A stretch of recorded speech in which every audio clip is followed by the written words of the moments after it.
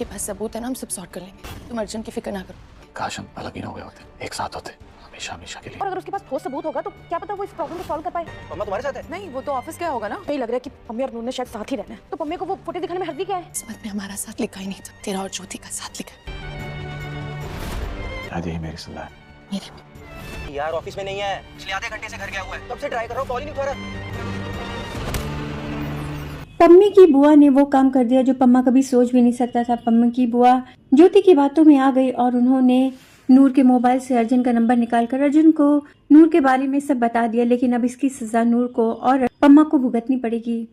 उधर नूर के बाप बहुत परेशान है नूर को लेकर। तो नूर की माँ बोलेंगी कि मुझे तो लगता है नूर और पम्मा को अब साथ ही रहना है, क्यों ना हम वो फुटेज पम्मा को दे दें, जिससे पम्मा के पास ठोस सबूत होगा और वो इस प्रॉब्लम को सॉल्व कर पाएगा।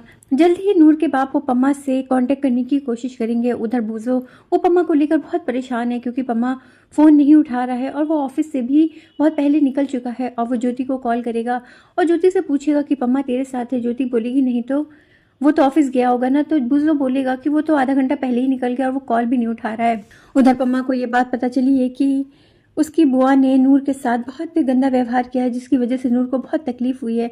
वो नूर को समझाएगा और उसके जख्म भरने की कोशिश करेगा। नूर बोलेगी कि पम्मा तुम परेशान मत हो, मेरे पापा के पास सबूत है ना और हम इस केस को सॉल्व कर लेंगे, तुम टेंशन मत लो अर्जुन की। तो पम्मा बोलेगा काश नूर हम और तुम कभी अलग ही ना होते, एक साथ जिंदगी जीते। तो उस पर नूर बोलेगी कि पम्मा मेरा तुम्हारा साथ शायद किस्मत में लिखा ही नहीं था, तुम्हारी किस्मत में तो ज्योति है ना। तो उस पर पम्मा बोलेगा कि शायद यही मेरी सज़ा है। तो उस पर नूर भी बोलेगी कि हाँ मेरी भी। लेकिन नूर और पम्मा को ये नहीं पता है कि अर्जुन उनके घर में घुस चुका है और नूर और पम्मा एक साथ अपने दिल की बातें कर रहे होंगे। वहीं अर्जुन आकर पीछे से पम्मा पर हमला कर देगा। नूर को और पम्मा को तो ये बात पता भी नहीं थी कि उनके साथ इतनी बड़ी घटना घटने वाली है, कुछ लोगों की बेवकूफ़ी की वजह से। ज्योति ने ये जो भी किया है वो अपने ही पैरों पर कुल्हाड़ी मारी है, क्योंकि पम्मा वो अपने वादे से फिरने वाला नहीं था। वो ज्योति से ही शादी करता है क्योंकि उसमें जो कमिटमेंट दे कर रखा है वो उससे पीछे नहीं हटता।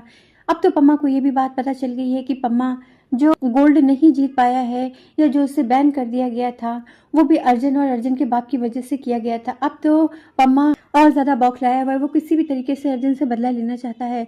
तो दोस्तों जिस तरह से इस कहानी में नए नए ट्विस्ट आ रहे हैं, ये कहानी और भी ज़्यादा इंटरेस्टिंग हो रही है। तो आपकी इस ड्रामे के बारे में क्या राय है, प्लीज़ कमेंट में अपनी राय देना बिल्कुल ना भूलें।